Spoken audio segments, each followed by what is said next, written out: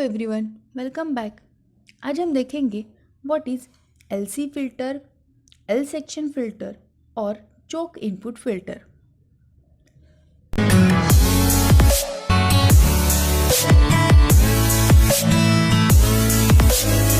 अब हमने L filter और सी फिल्टर देखे थे। उसमें इंडक्टर और कैपेसिटर इंडिविजुअली कनेक्टेड थे। यहाँ पे हम एलसी का कॉम्बिनेशन देखने वाले हैं। जब भी हमें रेक्टिफायर से आउटपुट मिलता है वो पल्सेटिंग कंपोनेंट होता है, उसमें कुछ एसी कंपोनेंट होते हैं। वो रिमूव करने के लिए हम फिल्टर यूज़ करते हैं। इस रेक्टिफायर को यहाँ पे एल और सी जो कनेक्टेड है वो एल शेप में है, इसीलिए इसे एल सेक्शन फिल्टर भी कहा जाता है। और जो इनपुट मिल रहा है वो इंडक्टर के थ्रू मिल रहा है। इंडक्टर को चोक कहा जाता है, इसीलिए इसे चोक इनपुट फिल्टर भी कहते हैं। अब यहाँ पे देखो, the choke L is connected in series with output of rectifier and capacitor is connected across the load. यहाँ पे इंडक्टर जो है वो लोड को सीरीज में कनेक्टेड है और कैपेसिटर लोड को पैरेलल में कनेक्टेड है। कैपेसिटिव रिएक्टेंस और इंडक्टिव रिएक्टेंस हमने लास्ट वीडियोस में देखे हैं। कैपेसिटिव रिएक्टेंस का फॉर्मूला है Xc is equal to 1/2πfc। Capacitive reactance is inversely proportional to the frequency. और इंडक्टिव रिएक्टेंस है XL is equal to 2πfl, यानी कि XL inductive reactance is directly proportional to the frequency.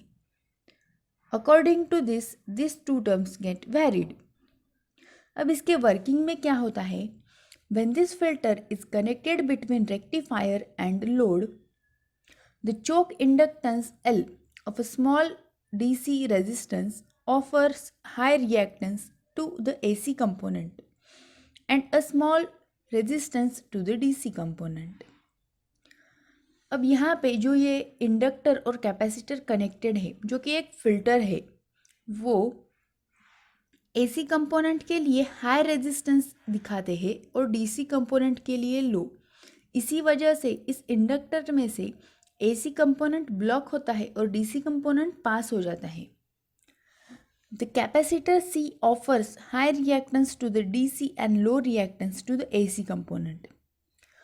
Therefore the amplitudes of AC components are reduced by the choke and the AC component bypassed by the capacitor. इसी वजह से AC component कम हो जाता है और हमें आउटपुट में DC component मिलता है। यहाँ पे क्या लिखा है? AC कंपोनेंट बाईपास हो जाता है, निकल जाता है। The ripple factor is independent of load resistance but it increases with increase in L and C। जो रिपल फैक्टर है इसका वो इंडिपेंडेंट ऑफ लोड रेजिस्टेंस से इंडिपेंडेंट है, बट जैसे ही L और C इंक्रीज होंगे वैसे ही वो इंक्रीज हो जाता है। अब इसके कुछ एडवांटेजेस और डिसएडवांटेजेस देखेंगे। Advantages: the current flows continuously which increases the efficiency of transformer. यहाँ पे करंट कंटिन्यूअस फ्लो में रहता है। It gives better voltage regulation than capacitor input filter. The ripple factor is independent of load resistance.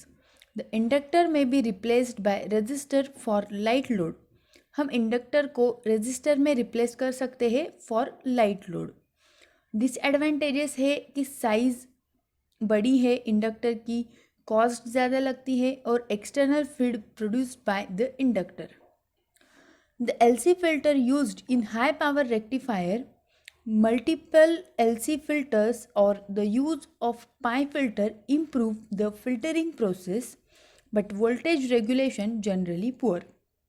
ये filter high power rectifier में use करते हैं, multiple filters use करते हैं तो फिल्टरिंग प्रोसेस इम्प्रूव होता है, बट वोल्टेज रेगुलेशन पुअर होता है इसमें। ये था पूरा LC फिल्टर यानी कि कैपेसिटर इंडक्टर जो कंबाइन है उसका फिल्टर के बारे में।